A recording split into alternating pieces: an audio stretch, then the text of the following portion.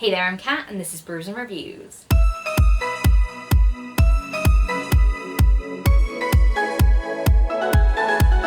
In today's video, I'm going to be giving you guys a mini review of For Whom the Bell Tolls by Jaysea Lynn. Now this book follows a woman called Lily who dies of cancer, finds herself waking up in the afterlife, and doesn't really know what to do with herself because she doesn't feel like she deserves paradise. So she takes herself down to hell because that's where she thinks she belongs, and starts talking to some of the demons that work there, and notices that they're having a pretty rough time of it because a lot of souls that are destined for hell aren't particularly very nice people and have a lot of things that they want to complain about. So she sets up the help desk, H-E-L-L-P desk, and puts her years of working in customer service to use and deals with the worst souls in the way that every customer service worker would dream of dealing with someone who is just the worst. That pretty much covers the setting. However, you may be familiar with the Hell's Bells series on TikTok, which is this author's creation. All of the skits for that are relevant to this. This is like the origin story of one of the characters and the help desk. I would definitely recommend that series. It is a comfort series for me. I really enjoy it. It makes me laugh and it makes me like really emotional as well, which is pretty much what I could say for this book, because this book was like the perfect blend of making me smile and kick my feet and laugh out loud at certain things and then bawl my eyes out at other things because they were so damn emotional. Now this is romantasy. There is romance between Lily and another character.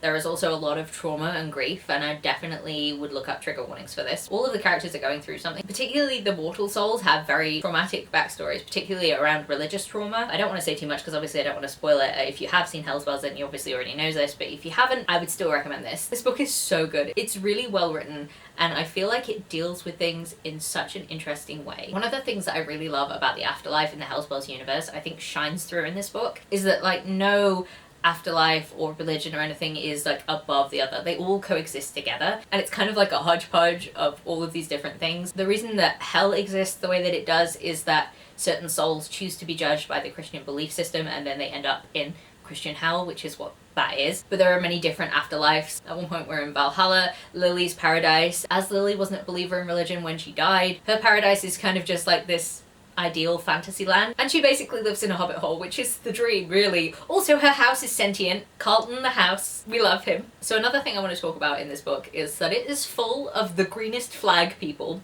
that you could ever meet. All of the denizens of hell are just such green flags. They're so good at communicating, they're kind, they're funny. I can't describe to you all of the little gestures that happen in this that made me go like, oh. One of them particularly made me bawl my eyes out. It was so sweet and I love it, particularly all of the male characters in this book. Just 10 out of 10. Now this is also kind of a monster romance because the two main characters are Lily and Belle, who is a prince of hell. He is a demon with wings and a tail, and Lily is a monster fucker, so that happens. The smut is good. I really enjoyed the smut. I really enjoyed that it didn't take over the book, but it was definitely there and it was a really big part of their relationship because they're both very sexual people, and the smut was really good. It was really well done and I really liked how it was integrated into the plot, and it wasn't like they just fell into bed together. It was a relationship that they worked for and I really appreciated that, and there was slow burn enough for me to just be really happy because obviously Lily recently died. At the beginning of the book she's not really in a place where she's like, I'm gonna just go hook up with a guy. So it was really interesting to see how that sort of played out, especially as I'm aware of the Hell's Bells series and them in that, so I knew where this was gonna go, but like there were parts of the story that just went in a completely different direction than I was expecting. I thought that perhaps this book was just going to be a lot of fun and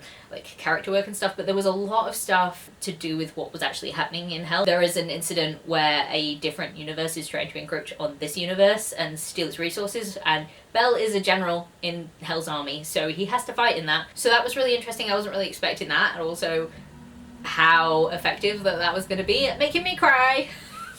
This book made me cry a lot, but like cry in a good way because it made me feel such strong emotions. But the way Jaysea Lynn wrote it is kind of a way that like the emotion happens and then the characters deal with it in such a healthy way. And like I needed to be taken through it in that healthy way as well, and I feel like it sort of resolves what could have hurt about certain things, and I just really enjoyed that. I loved all of the characters. There wasn't a single person that I was like, I hate it when they're on page. It's a 699 page book, so it's not a small book, and it didn't feel that long. I could see myself rereading this maybe later on this year because it's kind of comforting, and even though like traumatic things happen, I just really like the way that all of the emotions and everything are dealt with. And now I feel like I'm kind of rambling, but I really recommend this book, and if you haven't heard of Hell Spells before, then please go and watch the TikToks. If you like those TikToks, then you will love this book. Somehow the voice is exactly the same. I don't know how she's done it from short form into long form like this. It just reads exactly how you would want it to read, and I really enjoyed this. 5 out of 5 stars. We'll definitely be reading this again. And there are 2 more books in this series that I can't wait to read too. So if you've read this book, let me know, because I really want to talk about it. It's so good. And if you haven't, let me know if you're planning to. And if you like this video, please leave a like, comment, subscribe, and I'll see you in the next one.